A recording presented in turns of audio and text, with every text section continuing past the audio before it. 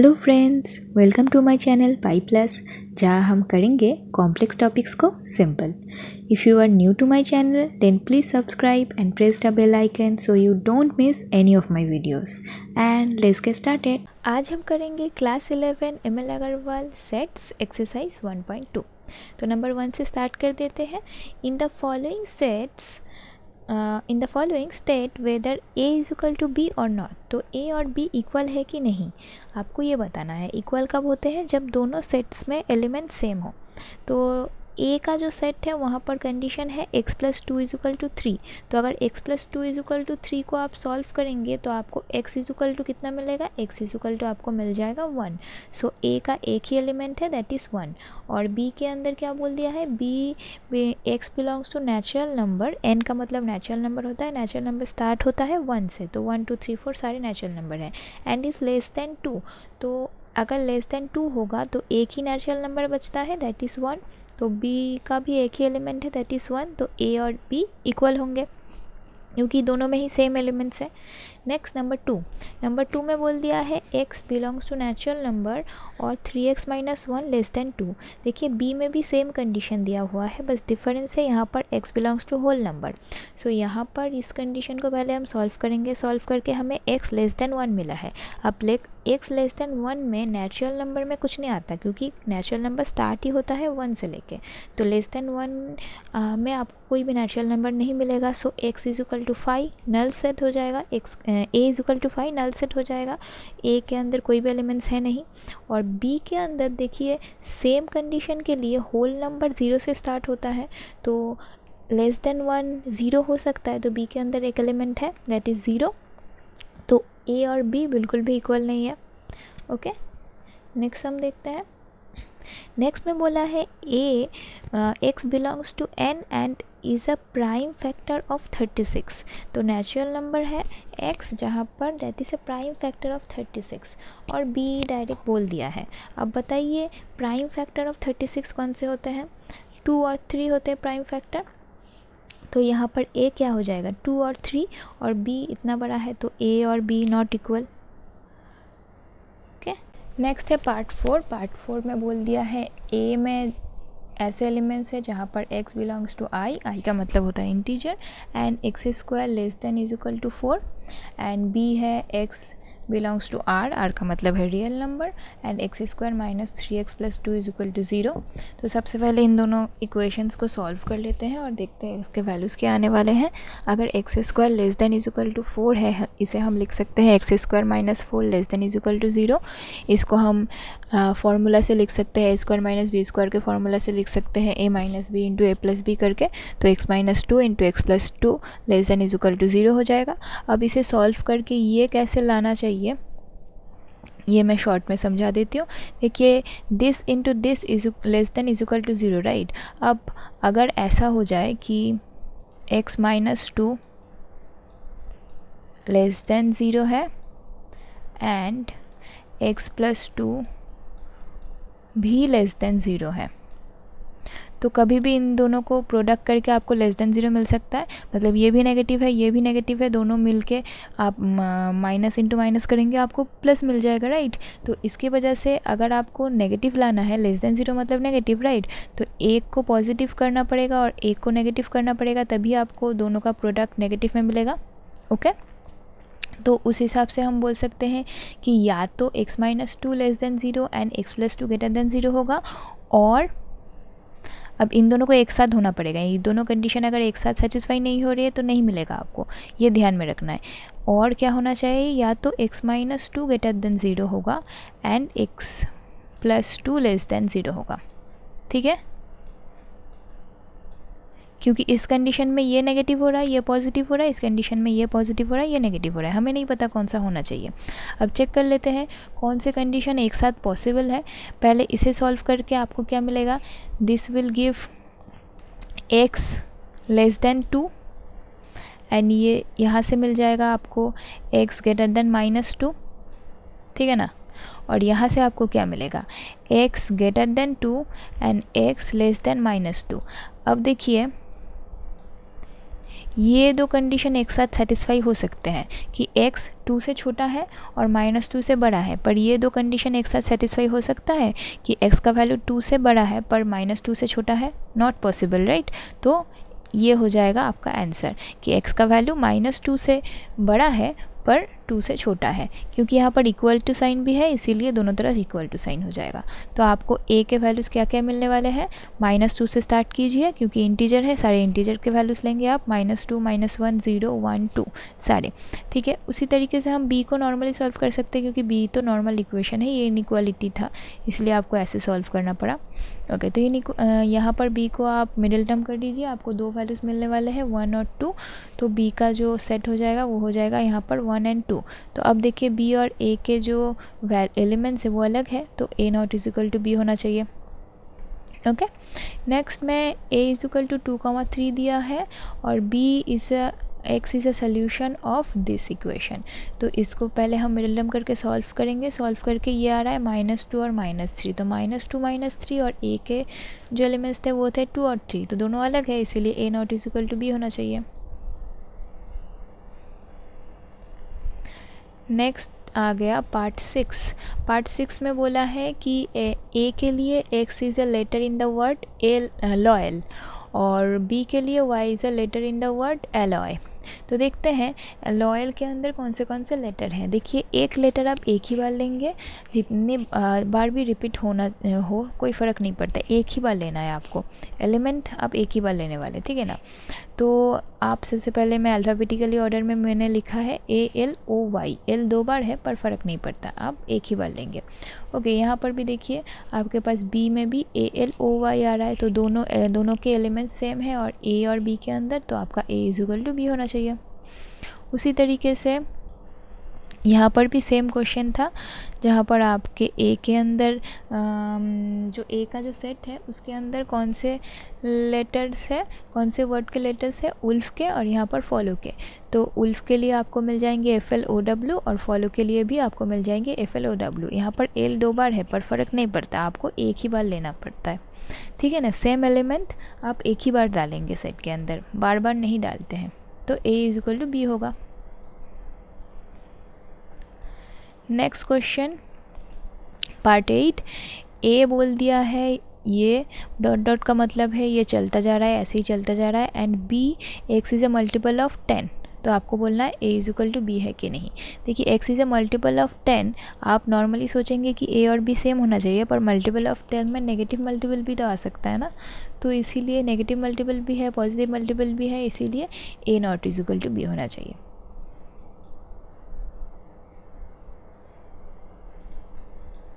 Number 2 में बोल दिया है, A बोल दिया है, B बोल दिया है और C भी बोल दिया है, ठीक है। अब आपको ये सारे जो स्टेटमेंट हैं ये देख के बताने हैं कि ये सारे स्टेटमेंट्स सही है कि गलत है, ये आपको बताने पड़ेंगे, ठीक है। तो पार्ट 1 से स्टार्ट करते हैं। पार्ट 1 में है A is a subset of B। देखिए, कोई भी सेट किसी दूसरे सेट का सबसेट तब होगा जब उस सेट के अंदर जितने भी एलिमेंट्स हैं वो दूसरे वाले सेट के अंदर सारे होने चाहिए। तब हो सकता है कि ये वाला सेट, मतलब अगर A को B का सबसेट होना पड़ेगा तो A के सारे एलिमेंट्स B के अंदर होने चाहिए, तभी आपका वो आप बोल सकते हैं कि सबसेट है, अदरवाइज़ नहीं बोल सकते। तो देखिए, A के अंदर ऐसे एलिमेंट्स है जो B के अंदर नहीं है, कि 1 भी नहीं है, 5 भी नहीं है B के अंदर, तो A is not a subset of B, तो ये फॉल्स हो गया। उसी तरीके से देखिए, A और C के अंदर, A के अंदर ज़्यादा एलिमेंट्स है और C के अंदर सारे वो एलिमेंट्स नहीं हैं जो A के अंदर है, इसीलिए A is not a subset of C, तो ये भी फॉल्स है। पर देखिए, B के अंदर जितने भी एलिमेंट्स हैं वो सारे A के अंदर हैं, 2 3 4 सारे हैं यहाँ पर, तो हम इजीली बोल सकते हैं कि B is a subset of A, so this is true. Next, B is a subset of C है कि नहीं। देखिए, B के अंदर 2 3 4 है, यहाँ पर 2 और 4 तो है पर 5 नहीं है, तो B is not a subset of C। Okay, next part 5, C is a subset of A। देखिए, C के अंदर क्या क्या एलिमेंट्स है, 2 4 और 5 है, यहाँ पर भी 2 4 और 5 है, so C is a subset of A। और नेक्स्ट है आपके पास C is a subset of B. C is a subset of B तब हो सकता है सी के सारे एलिमेंट्स बी के अंदर अगर हो। सी के सारे एलिमेंट्स में 5 आता है जो बी के अंदर नहीं है, so this is also false. Okay, next है b is equal to C. b is equal to C है क्या? यहाँ पर देखिए b is equal to C तब होगा अगर इनके सारे जितने भी एलिमेंट्स हैं वो सारे सेम हो जाए। यहाँ पर 2 3 4 है और यहाँ पर 2 4 5 है, तो सारे एलिमेंट्स सेम नहीं है, तो b is not is equal to C, ये भी फॉल्स हो गया। Next is phi is a subset of b।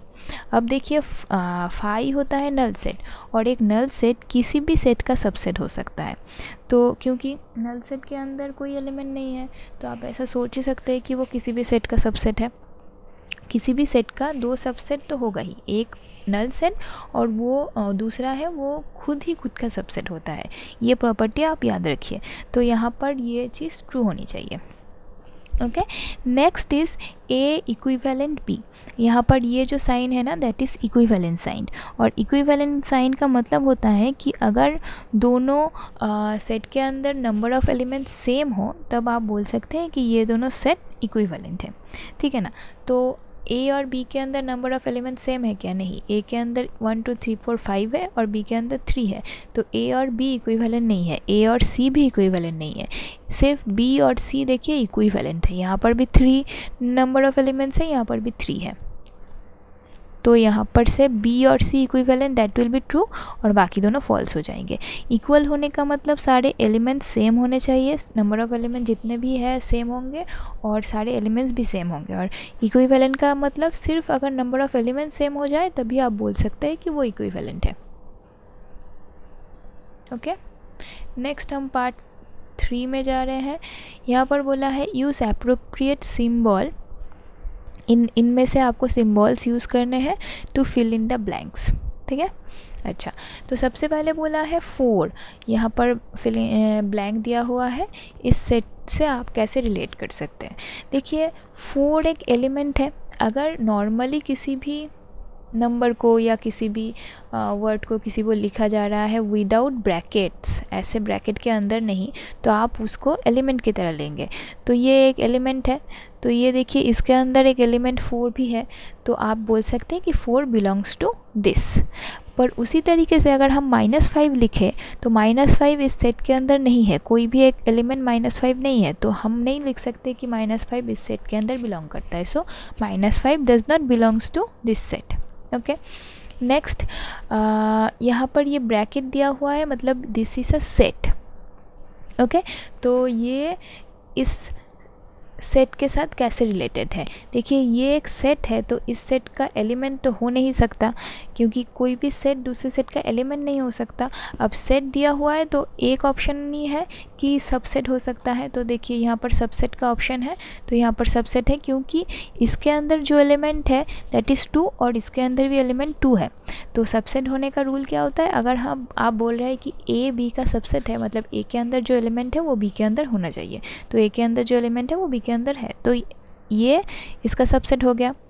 उसी तरीके से देखिए यहाँ पर इसके अंदर जितने भी एलिमेंट्स है ए बी सी, इसके अंदर भी ए बी सी तीनों सेम एलिमेंट्स ही है, ऑर्डर सेम नहीं है, उससे फ़र्क नहीं पड़ता, सारे एलिमेंट सेम है, तो हम क्या बोल सकते हैं? इसको इक्वल टू बोल सकते हैं। सबसेट नहीं बोलेंगे, सबसेट तब बोलेंगे कि जब आपका जो मतलब ये सबसेट भी है, क्योंकि कोई भी सेट दूसरे सेट अपने सेट के साथ सबसेट भी होता है, पर प्रॉपर हम ये बोल सकते हैं कि वो इक्वल है।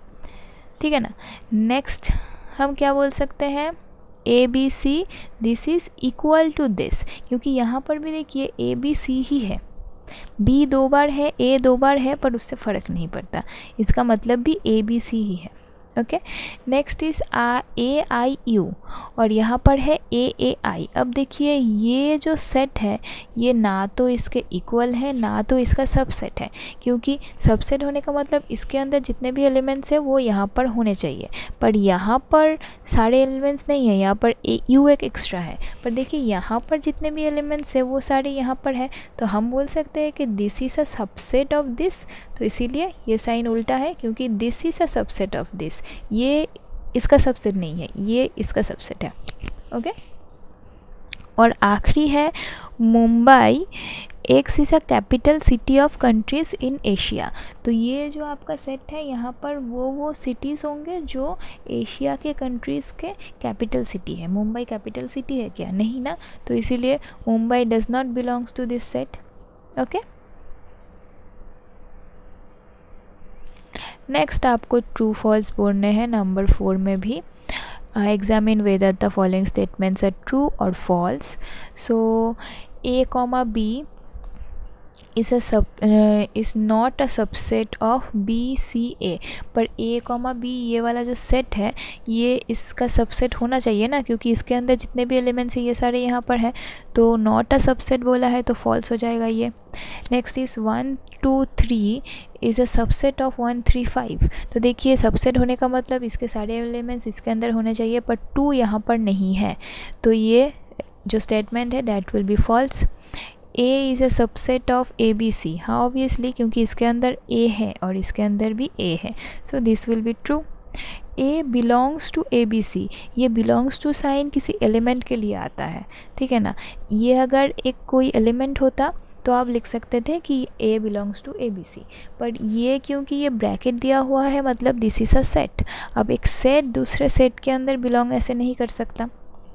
आपको मिल रहा है इसके अंदर ऐसे सेट करके दिया हुआ है नहीं। अगर ये एक एलिमेंट होता तो आप बोल सकते थे कि अगर ये सिर्फ A दिया हुआ होता तो आप बोल सकते थे कि ये ABC के अंदर बिलोंग करता है। Okay, so this is a false statement.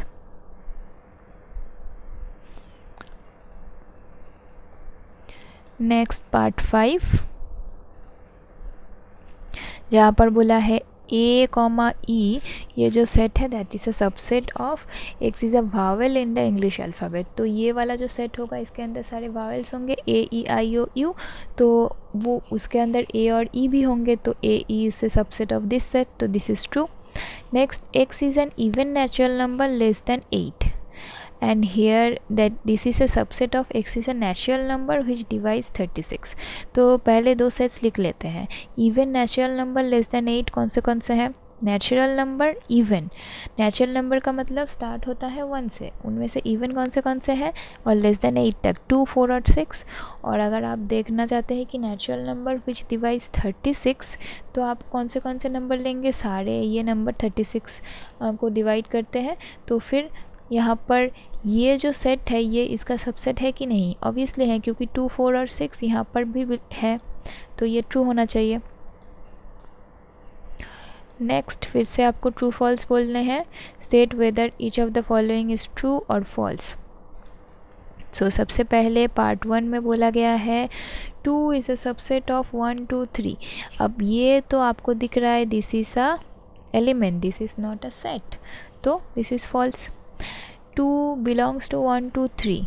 अब ये एक सेट है, ये अगर यहाँ पर सबसेट का साइन होता तो ये ट्रू होता, पर ये यहाँ पर कोई भी इस तरीके का कोई एलिमेंट आपको नहीं दिख रहा है ना।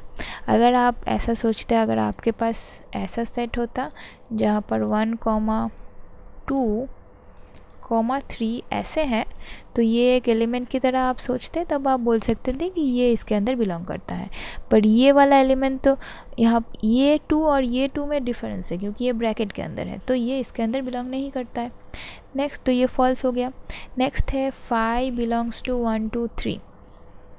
अब 5 कोई अगर एलिमेंट की तरह हमने, तो ये इसके अंदर नहीं है। अगर 5 इसे सबसेट ऑफ 1, 2, 3 होता तो वो ट्रू हो जाता, पर यहाँ पर एक एलिमेंट की तरह अगर सोचें, यहाँ पर कोई 5 एलिमेंट तो है नहीं, इसलिए this is also false. Next, 0 belongs to 5। अब आपके पास 5 का मतलब क्या होता है? 5 के मतलब नल, मतलब सेट के अंदर कुछ भी नहीं है, तो 0 एक एलिमेंट है ना, तो 0 तो इस सेट के अंदर नहीं होता। अगर आपका 5 ऐसा होता कि 5 के अंदर आपके पास 0 है, तो ये आपका सेटिस्फाई होता, पर 5 के अंदर मतलब तो ये है नहीं कि इसके अंदर 0 है, इसका मतलब होता है 5 का मतलब होता है इसके अंदर कुछ भी नहीं है, so this is also false. Next, 1, 2 is a subset of 1, 2, 3। अगर आप यहाँ पर लिखें कि 2, 3 इज इक्वल टू X, तो आप लिख सकते हैं ये वाला जो सेट हो गया that is like 1, X। Right. तो देखिए 1, है इसका एलिमेंट, यहाँ पर है 1, 2, तो ये जो 2 एलिमेंट है वो इसके अंदर नहीं है। So that mean this is not a subset of this. आप बोलेंगे इस 2, 3 को एक साथ x क्यों लिखा, क्योंकि ये 2, 3 एक साथ है। अगर यहाँ पर 1, 2 की जगह 2, 3 होता तो फिर ये सबसेट हो जाता। एक्चुअल में सबसेट नहीं होता, तब वो इस चीज़ का एलिमेंट हो जाता, तो बिलोंग्स टू होता तब वो ट्रू होता। ठीक है, एनीवे ऐसे नहीं बोल सकते। क्यों नहीं बोल सकते, क्योंकि ये एक अलग एलिमेंट है और ये एक अलग एलिमेंट है, और यहाँ पर 2 मांगा है। अगर यहाँ पर 2 ऑलरेडी होता, यहाँ पर बाहर भी 2 होता, तब आप बोल सकते थे कि 1, 2 is a subset of this. Okay, next is 5 is a subset of set 5। तो 5 जो है that is a null set, right. और यहाँ पर ये बोल दिया है ये एक सेट है जिसके अंदर सारे जितने भी नल सेट है वो मिला के ये सेट क्रिएट हुआ है। ठीक है ना, तो कोई प्रॉब्लम नहीं है। तो that will also be a subset of this. Okay, this is true then.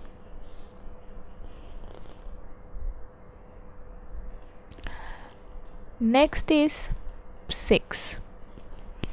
6 में बोला है let a is equal to this, जहाँ पर 1, 2 ब्रैकेट के अंदर 3, 4 और 5, which of the following statements are not true. Not true, ठीक है ना, ट्रू नहीं है, एंड वाई। तो हम बेसिकली सारे ही देखेंगे कि कौन से ट्रू है और कौन से ट्रू नहीं है, सारे ही लिखेंगे ताकि आपको समझ में आए कि कौन सा ट्रू है, वो भी समझ में आए। ठीक है ना, तो पहला जो स्टेटमेंट है दैट इज़ ये है आपका स्टेटमेंट पहला, कि 3, 4 is a subset of A. Okay, अच्छा, तो देखते हैं हम 3, 4 is a subset of A or not. तो हम क्या करेंगे, सबसे पहले ए लिख लेते हैं। ए क्या था, ये था ए। अब 3, 4 इसके अंदर है, पर इस चीज़ को हम, क्योंकि ये चीज़ एक एलिमेंट है, तो हम इस चीज़ को x लिख लेते हैं। तो a is equal to this. Okay, लिख सकते हैं x रिप्लेस करके। अब 3, 4 इज़ इन 3, 4 सेट। ये जो आपका सेट है ना, इसके अंदर 2 एलिमेंट्स है 3 और 4, बट ए के अंदर 3 और 4 है क्या, नहीं ना। तो 3, 4 is a not a subset of A, तो ये नॉट ट्रू है। ठीक है ना, क्योंकि यहाँ पर भी 3, 4 है, पर that is a different element than 3 अलग से अगर है और 4 अलग से अगर है, उनसे ये अलग एलिमेंट है। तो इसीलिए 3, 4 is not a subset of A. पर अगर 3, 4 आप बोलते कि बिलोंग्स टू ए तो हो सकता था, क्योंकि ये एक एलिमेंट है, तो इसके अंदर ए के अंदर है, तो वो ट्रू हो जाता। देखिए नेक्स्ट में ही आपको दिया हुआ है 3, 4 बिलोंग्स टू ए, तो ये ट्रू होगा। क्यों, अगर आप ऐसे सोचें कि 3, 4 इज इक्वल टू एक्स, तो यहाँ पर ए के अंदर एक्स है, तो X is in set A, so X belongs to A. तो ये जो स्टेटमेंट है वो ट्रू है। नेक्स्ट पूछा है कि 3, 4 जो एलिमेंट है वो जिस सेट के अंदर है that is a subset of A. अब ये देखिए, ये बहुत इम्पॉर्टेंट है। ये पहले वाले के साथ डिफरेंस समझिए। पहले वाला था जो सेट है उसके 2 एलिमेंट्स है 3, 4, और यहाँ पर जो सेट है ना उसके अंदर एक ही एलिमेंट है, दैट इज़ 3 ब्रैकेट के अंदर 3, 4। ठीक है ना, ये 2 अलग अलग एलिमेंट नहीं है, ये एक ही एलिमेंट है ब्रैकेट के अंदर 3, 4। सो ये जो सेट है that will be a subset of A or not, ये आपको देखना है। तो कैसे देखेंगे, हम 3, 4 को x लिख लेते हैं, तो ये a के अंदर x है, और 3, 4 को x लिखने पे ये भी क्या हो जाएगा, इस सेट के अंदर एक ही एलिमेंट है x, तो x इस सेट के अंदर भी है और x a के अंदर भी है। तो इसका मतलब क्या हुआ, ये a का सबसेट है, तो ये जो स्टेटमेंट है वो ट्रू है। Okay, next number 4। नंबर 4 में बोला है कि 1, 2, 5 is a subset of 1, 2, 5 is a subset of A. अब आपका ए जो था वहाँ पर देखिए ए में 1, 2, 5 सारे ही थे। ए आपका क्या था, 1, 2, 5 तीनों ही है, तो ये ट्रू हो जाएगा। So the statement is true. मैंने बार बार ए नहीं लिखा है वहाँ पर। नंबर 5, 1, 2, 5 बिलोंग्स टू ए। इसका मतलब क्या हुआ, इस चीज़ को एक एलिमेंट की तरह ले रहे हैं। बिलोंग्स टू का मतलब क्या हो जाता है, एलिमेंट, पर ये तो एलिमेंट नहीं है ना, ये तो एक सेट है, तो ये कैसे बिलोंग्स टू ए हो सकता है। तो देख लीजिए कि इसको अगर हम एलिमेंट भी सोचें 1 to 5 x अगर सोचें, तो x क्या ए के अंदर है कहीं पर भी, ऐसा 1 to 5 वाला कोई एलिमेंट ए के अंदर है नहीं ना, नहीं है। 1 to 5 अलग से हैं, पर ये पूरी चीज़ एक साथ नहीं है ना, तो इसको एलिमेंट की तरह नहीं सोच सकते, इसीलिए x does not belongs to A, so statement is incorrect. Next is 1 to 3 is a subset of A. अब देखिए 1 to 3 ए के अंदर बिलोंग करता है, सबसेट है कि नहीं। तो 1 to 3 बिलोंग्स टू सेट 1, 2, 3। तो अगर 1, 2, 3 तीनों एलिमेंट ही ए के अंदर होंगे, तब हम बोल सकते हैं कि this is a subset of A, right. तो तीनों एलिमेंट है क्या, अगर 3, 4 को x ले लेंगे तो आपके पास 1, 2 मिल गया, पर 3 नहीं है, क्योंकि इसे अलग से नहीं लिख सकते 3 और 4, दिस इज़ 1 एलिमेंट, राइट। पिछले वाले ही मैंने समझाया था। तो 3 नहीं मिल रहा, तो 3 ए के अंदर नहीं है, so this is not a subset of A, so statement is incorrect.